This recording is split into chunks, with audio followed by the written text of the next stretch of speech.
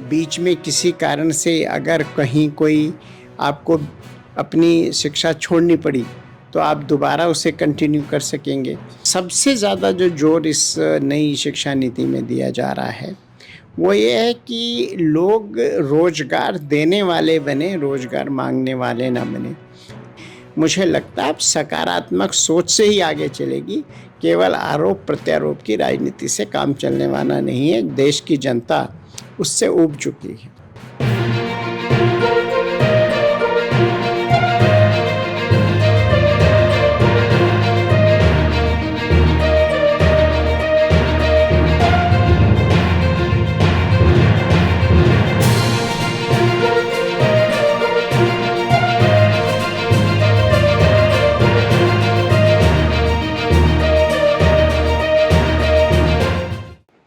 नमस्कार, स्वागत है आपका राजनीति.com पर और मैं हूं केशव मोहन मिश्रा।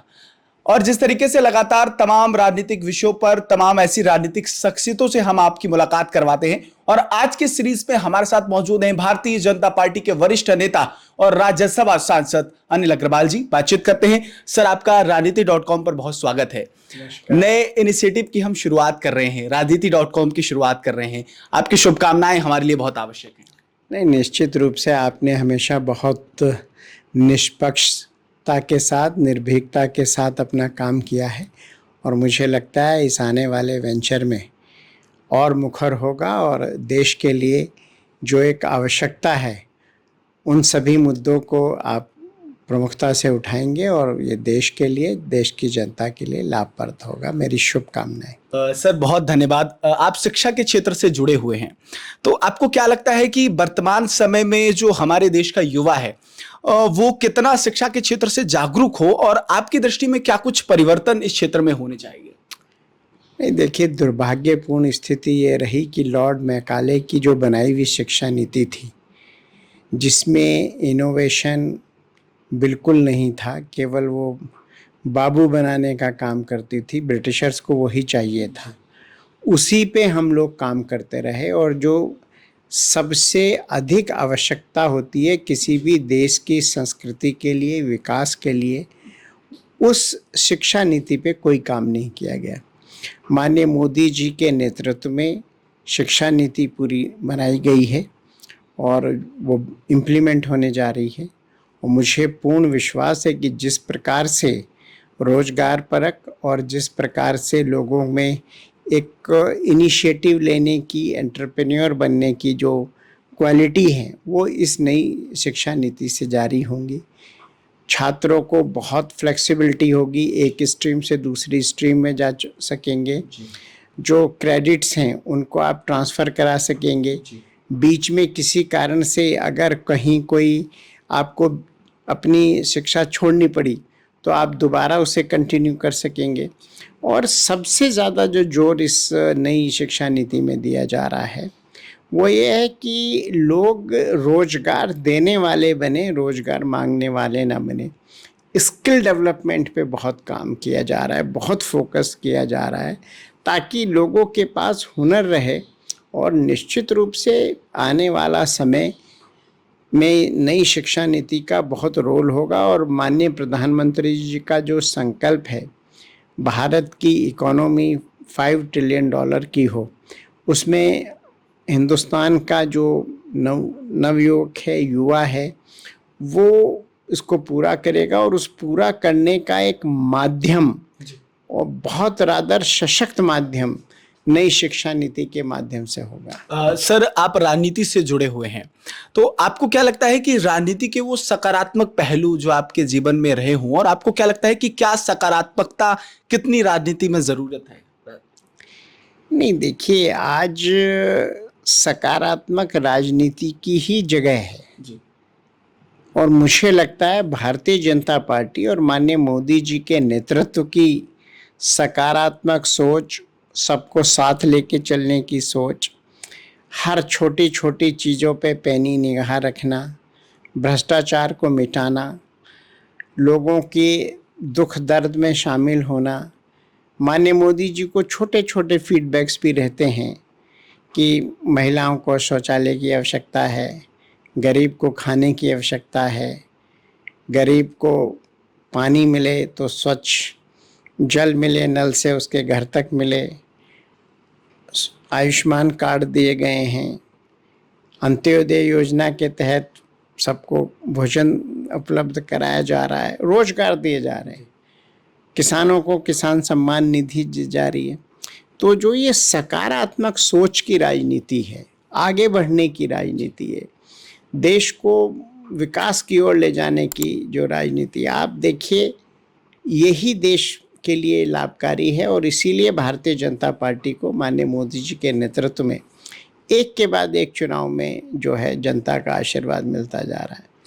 आज आप देखिए 16 कंट्रीज़ ने रुपए में व्यापार करना एक्सेप्ट कर लिया है। कितना बड़ा काम माननीय मोदी जी के नेतृत्व में है। फ्री ट्रेड एग्रीमेंट किए जा रहे हैं, बहुत सारे कंट्रीज़ और बड़े कंट्रीज़ कर रहे हैं। एक्सपोर्ट्स ऑल टाइम हाई हैं। एम्स की संख्या बढ़ा दी गई है, आईआईटी की संख्या बढ़ा दी गई है, मेडिकल कॉलेजेस की संख्या बढ़ा दी गई है, मेडिकल कॉलेज में पोस्ट ग्रेजुएट सीट्स की संख्या बढ़ाई गई है, एयरपोर्ट बढ़ाए गए हैं, वंदे भारत ट्रेन नई चलाई जा रही है। अभी कोची में आपने 2 दिन पहले देखा कि किस प्रकार से वाटर जो है वो मेट्रो का लागू किया गया है। तो ये सारी सकारात्मक सोच के साथ आगे बढ़ते हैं और राजनीति मुझे लगता है अब सकारात्मक सोच से ही आगे चलेगी। केवल आरोप प्रत्यारोप की राजनीति से काम चलने वाला नहीं है। देश की जनता उससे ऊब चुकी है। जी सर, युवाओं का राजनीति में जिस तरीके से इस वक्त हम देख रहे हैं कि लगातार युवा जो वर्ग है वो राजनीति में आगे बढ़ रहा है, आपको क्या लगता है कि एक लंबा राजनीतिक जीवन आपका रहा है, कैसे युवाओं की भागीदारी बढ़े? और जो सकारात्मक राजनीति की बात हम आपसे कर रहे थे, जिक्र कर रहे थे, कैसे युवा अपनी भागीदारी समाज के अंदर ले जाए और राजनीति की जो परिदृश्य है वो बदले, इसको आप कैसे देखते हैं? देखिए, राजनीति का अर्थ क्या है? पहले राजनीति का अर्थ हमें स्पष्ट समझना होगा। राजनीति का मेरे मायने में अर्थ है जनता के साथ जुड़ना, जनता की सेवा करना, उसको विकास की जो योजनाएं हैं उससे अवगत कराना, उन योजनाओं के माध्यम से उनकी आर्थिक सामाजिक स्थिति बेहतर करना। तो निश्चित रूप से इसमें 2 पहलू हैं, एक है आपका एक्सपीरियंस, एक है आपकी ऊर्जा। तो जिन लोगों में ऊर्जा भी है और एक्सपीरियंस भी है, उन लोगों के लिए एज कोई मायने नहीं रखता। जैसे हमारे माननीय प्रधानमंत्री जी हैं, सुबह 7:30 बजे भी उनका एनर्जी लेवल वही रहता है, रात के 11 बजे भी रहता है। आप देखिए, निरंतर पहले मुख्यमंत्री रहे 13 साल, अब प्राइम मिनिस्टर हैं, एक दिन की छुट्टी नहीं। मिसाल काम कायम किए कि उनकी माताजी का देहांत हुआ, पुत्र की तरह गए, प्रधानमंत्री की तरह नहीं गए, अपनी जिम्मेदारी निभाई और आके फिर वीडियो कॉन्फ्रेंसिंग के ज़रिए मीटिंग कर ली। तो वैसे लोगों के लिए तो कोई दिक्कत नहीं है, लेकिन निश्चित रूप से हमको अब आगे आने वाली पीढ़ी भी तैयार करनी पड़ेगी। तो एक ये निरंतरता है जिसमें अगर हम युवा किसी पार्टी में इंडक्ट नहीं करेंगे, उनको नहीं जोड़ेंगे, तो बुजुर्ग लोग धीरे धीरे उनका लेवल कम होता है। तो अगर युवा का फीडबैक नहीं होगा तो कैसे काम चलेगा? फिर नई सोच होती है। एक जो कहते हैं ना, एक बड़ा वो है कि सब जनरेशन गैप, सोचने का तरीका, काम करने का तरीका वो ही अलग हो जाता है। तो युवा अपनी शक्ति, सीनियर लोगों का एक्सपीरियंस, वो जो एक कॉम्बिनेशन है, वो जो एक ब्लेंड है, वो परफेक्ट होता है। और अगर भाई आज जो हमारा 70 साल या 65 साल या 60 साल की लोग हैं, वो युवा ही थे ना कभी। बिल्कुल। एबीवीपी के माध्यम से आए, भारतीय युवा मोर्चा के माध्यम से आए, तो ऐसे ही उधर से लोग आते रहेंगे। पूरा कैडर जब तक इकट्ठा होकर काम नहीं करता, काम नहीं चलता। और युवाओं का इंडक्शन आवश्यक है, महिलाओं का इंडक्शन आवश्यक है, दलित पिछड़े समाज का इंडक्शन राजनीति में आवश्यक है। सर, महिलाओं की बात आपने की, तो कैसे महिलाओं की भागीदारी बढ़े, समाज में कैसी उनकी भागीदारी बढ़े, उसको लेकर क्या कुछ कदम उठाए जाने चाहिए? देखिए, माननीय प्रधानमंत्री जी ने आते ही एक बहुत बड़ा काम किया, बेटी बचाओ बेटी पढ़ाओ। बेटी बचाने से उनका अर्थ था कि कहीं हम लोग लिंग अनुपात के एक चक्रव्यूह में फंसते जा रहे थे। और मुझे आपके साथ ये शेयर करते हुए हर्ष हो रहा है कि धीरे धीरे लिंग अनुपात जो है वो बेहतर हो रहा है। दूसरा, बेटी पढ़ाओ। जब महिलाएं पढ़ लिख जाएंगी तो निश्चित रूप से उनको अपने अधिकारों का बोध होगा, उनकी सोच बेहतर होगी और वो अपने आप सब काम करने लगेंगे। आज आप देखिए ना, सियाचिन पे भी बेटियां काम कर रही हैं, फाइटर प्लेन बेटियां उड़ा रही हैं। इंडियन आर्मी में तो बहुत पहले से थी ही थी। धीरे धीरे राजनीति में भी महिलाओं की भागीदारी बढ़ रही है और अच्छा काम कर रही हैं। तो एक उनको माहौल प्रदान करने की ज़रूरत थी, जो किया गया है, और बाकी तो अपने आप चीज़ें ऑटोमेटिक चलती हैं। आज माननीय मोदी जी ने महिलाओं के लिए सारे रास्ते खोल दिए हैं, उनको आगे आने का अवसर दे दिया है। तो अब आप देखिए, कहीं की आज आप देखिए ना, देश की प्रथम महिला हमारी राष्ट्रपति महोदया गरीब आदिवासी परिवार से आती है, लेकिन अपने दम पर, अपनी शख्सियत के दम पर, अपने काम के दम पर आज राष्ट्रपति हैं देश की। तो धीरे धीरे ये चीज़ें बढ़ रही हैं। सर, मेरा अंतिम सवाल आपसे है, देश में आपको क्या लगता है कि कुछ ऐसी समस्याएं हैं आपकी नज़र में जिन पर अभी काम होना जरूरी है, जमीन पर उन पर काम नहीं हो पा रहा? आपको क्या लगता है कि कौन सी ऐसी कुछ चीज़ें जिन पर काम होना चाहिए? देखिए, मैं बड़ा पॉजिटिव थिंकिंग का आदमी हूँ। आप अगर समस्याएं देखने जाएंगे तो आपको हर चीज़ में समस्या नज़र आएगी, समाधान देखने जाएंगे समाधान आपको नज़र आएंगे। तो मैं समस्या नहीं देखता, मैं अपॉर्चुनिटीज़ देखता हूँ कि कहाँ क्या अपॉर्चुनिटीज़ है।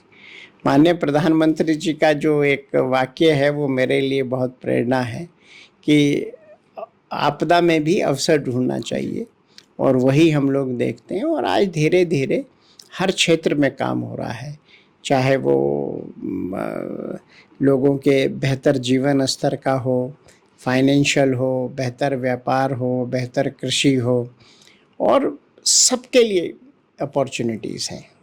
बहुत शुक्रिया हमसे बातचीत करने के लिए। हमारे साथ बातचीत कर रहे थे भारतीय जनता पार्टी के वरिष्ठ नेता और राज्यसभा सांसद अनिल अग्रवाल, उनको हम सुन रहे थे। उन्होंने हमें बताया कि कैसे समाज को आगे बढ़ाने के लिए जहां युवाओं की भागीदारी है, वहीं महिलाओं का भी परस्पर सहयोग जरूरी है। समाज का प्रत्येक व्यक्ति अगर अपनी जिम्मेदारी समझेगा तो हमारा समाज जरूर आगे बढ़ेगा। ऐसे ही तमाम ऐसे लोगों से हम आपको मिलवाते रहेंगे जिन्होंने समाज में संघर्ष के बलबूते आज राजनीति के शिखर पर पहुंचे हैं। फिलहाल आज के लिए आपका बहुत बहुत धन्यवाद। इस तरीके की वीडियो राजनीति.com पर आपको लगातार मिलती रहेंगी।